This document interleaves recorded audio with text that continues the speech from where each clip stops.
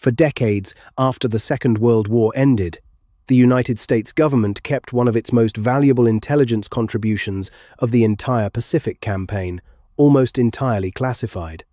Not because the work itself was secret, in any conventional sense, that outlasted the war, but because acknowledging who had done it meant acknowledging an uncomfortable truth the country wasn't yet ready to sit with. The men who translated captured Japanese battle plans, interrogated prisoners, and helped convince entrenched Japanese soldiers to surrender rather than fight to the death were, in many cases, American citizens whose own parents and siblings were, at that very moment, being held behind barbed wire in camps built by their own government, a contradiction. The government itself seemed reluctant to put on public display while the war was still being fought. This is the story of the Nisei Japanese-American citizens who served in the American military during World War II, and the deeply divided, genuinely complicated question their own community faced about what loyalty to a country that had imprisoned them was actually supposed to look like. In February 1942, roughly 2 months after Pearl Harbor, President Franklin Roosevelt signed Executive Order 9066, authorizing the forced removal of anyone of Japanese ancestry from the west coast of the United States, a sweeping order that made no distinction between citizens and non-citizens, between the elderly and infants, or between anyone with any actual connection to Japan's war effort and anyone without one.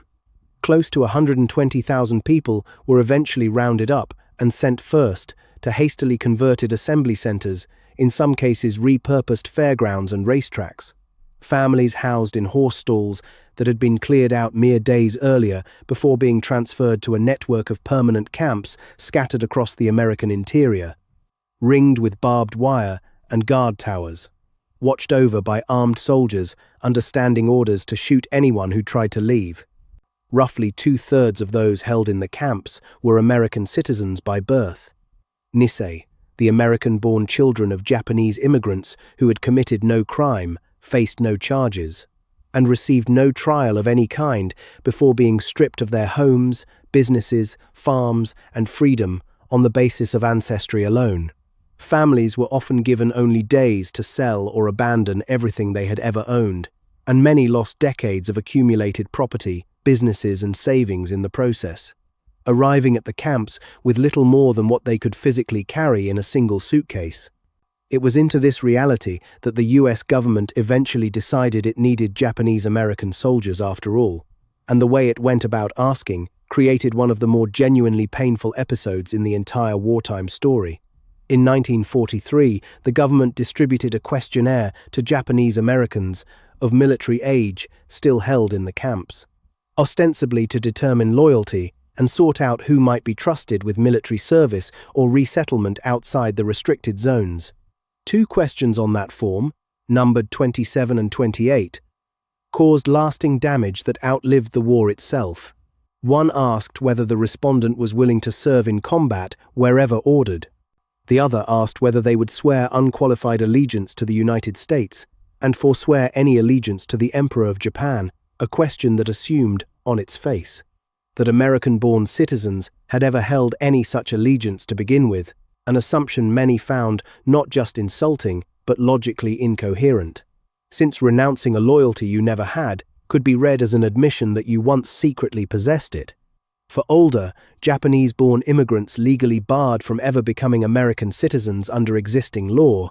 the question created an even crueler bind. Renouncing a citizenship they'd never been permitted to claim in the first place risked leaving them stateless entirely, citizens of no country at all in the middle of a global war. The camps split, sometimes bitterly, over how to answer. Most Nisei ultimately answered yes to both questions, driven by a range of motives that ran from genuine patriotism to a calculated hope that visible loyalty might eventually restore their family's rights and freedom, or simply a desire to prove, in the clearest way available to them, that the suspicion directed at their entire community was unfounded. Roughly 12,000 of these men went on to serve in the segregated 442nd Regimental Combat Team and its associated 100th Infantry Battalion, a story of extraordinary combat valor we've already told in detail on this channel. Others answered no to one or both questions, or refused to answer at all, and were labeled, informally but lastingly, the no-no boys, a phrase that followed them for the rest of their lives, regardless of how carefully reasoned their individual objections actually were. Many were segregated from the rest of the camp population and transferred specifically to the Tule Lake camp on the California-Oregon border, a facility converted specifically to hold those the government had designated disloyal, marked by their own government for objecting to a question many considered fundamentally unjust in the first place, regardless of how they felt about the country itself. A smaller, more organized group went further still. At the Heart Mountain camp in Wyoming, a man named Kiyoshi Okamoto, who called himself the Fair Play Committee of One, began organizing public discussions, challenging the entire premise of the Loyalty Questionnaire, arguing that Japanese Americans had already been stripped of their constitutional rights without due process, and that demanding they now volunteer for combat before those rights were restored was itself a profound injustice that no amount of battlefield heroism could retroactively fix. The movement he sparked grew into the Heart Mountain Fair Play Committee, a formally organized group that held meetings, drafted position papers, and argued its case in terms drawn directly from the Constitution itself rather than simple refusal. When the draft was formally reinstated for Nisei, men still living in the camps, dozens of members refused to report for their induction physicals, explicitly protesting the fact that they were being asked to risk their lives for a government still holding their own families in confinement without trial, insisting they would gladly serve once their citizenship rights were restored and their families released. Resistance to the draft spread to at least 8 of the 10 major camps holding Japanese-American internees, with the largest concentration of resistors coming out of the Poston camp in Arizona. In total, roughly 315 Nisei men across 10 different camps were convicted and imprisoned for refusing induction into military service, a punishment layered on top of the imprisonment their own families were already enduring. Sent to federal penitentiaries for standing on a principle most of them had articulated with more legal precision than the government's own case against them ever managed to muster. The reaction from within the Japanese-American community itself was harsh, and it stayed harsh for decades. The Japanese-American Citizens League, the community's most prominent civil rights organization at the time, publicly condemned the resistors, worried that any visible dissent would undermine the case the League itself was trying to build, that Japanese Americans were unquestionably loyal citizens deserving of the same rights as any other American. In February 1946, the League's National Board formally denounced not just the draft resistors, but anyone who had answered no to the Loyalty Questionnaire or requested repatriation to Japan, a condemnation that helped entrench decades of marginalization for the men who had resisted, branding them within their own community as a source of shame rather than a legitimate form of protest against a genuine injustice most of them had experienced firsthand. It would take until the historiographical re-examination sparked by the civil rights and Vietnam-era draft resistance movements of the 1960s and beyond for historians, and eventually the broader Japanese-American community itself, to begin taking the resistors' arguments seriously on their own terms.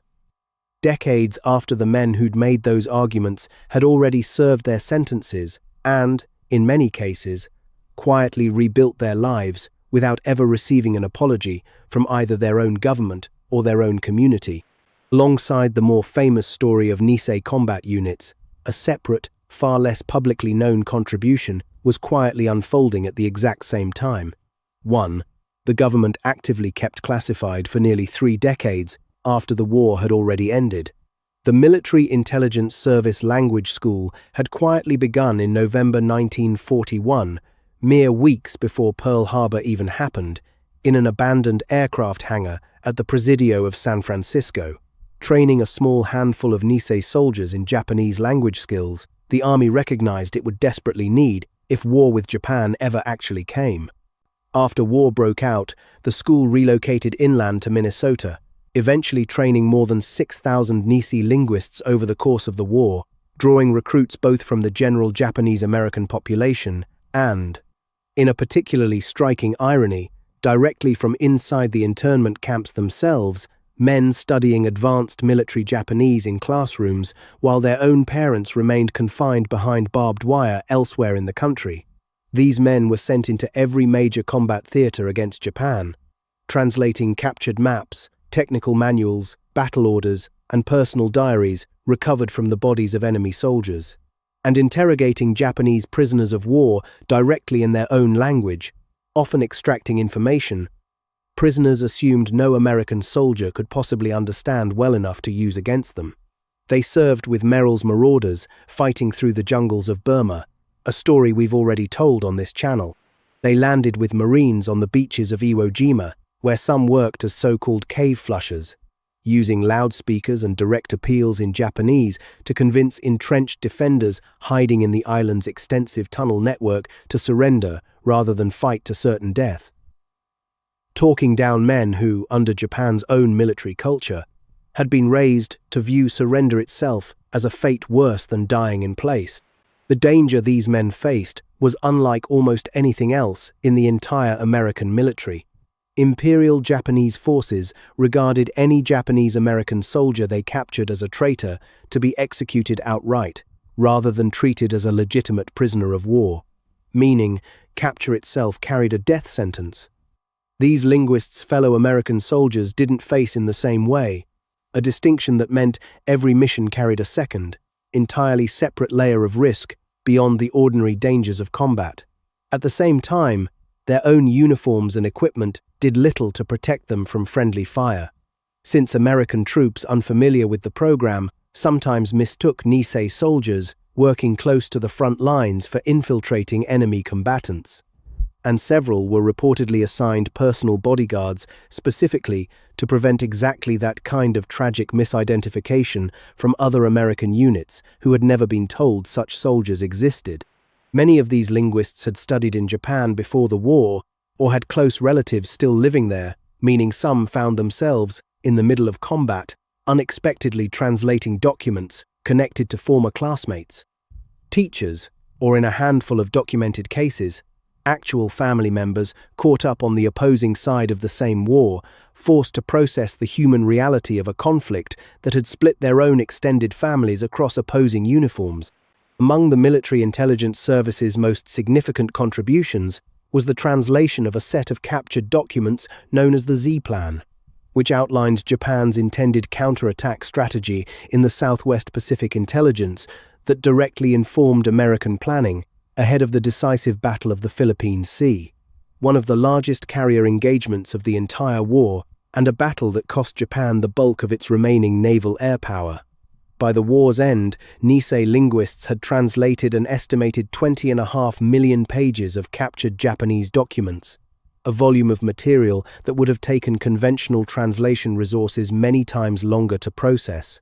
if it could have been processed at all without native or near-native fluency in the language. General Douglas MacArthur's own senior intelligence chief, Major General Charles Willoughby, later stated flatly that the work of these Nisei linguists had shortened the entire Pacific War by as much as 2 years, and had likely saved as many as 1 million American lives that would otherwise have been lost in a longer, bloodier campaign toward the Japanese home islands. An assessment from one of the war's most senior intelligence officers that placed the contribution of a few thousand soldiers on par with entire army groups in terms of lives ultimately saved.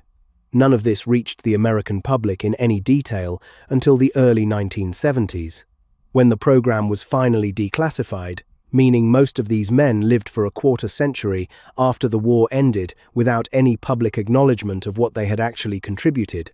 quietly returning to ordinary civilian careers with a wartime service record they weren't legally permitted to discuss, even with their own families. Whether a Nisei man answered yes to the Loyalty Questionnaire and went on to fight with the 442nd, volunteered for the classified linguistic work of the Military Intelligence Service, or answered no and accepted imprisonment as a matter of principle, the underlying question every one of them was actually wrestling with was the same.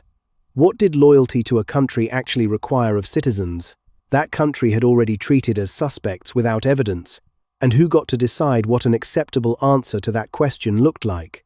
when every available answer came with its own real cost attached. It took the country itself decades to begin answering that question honestly.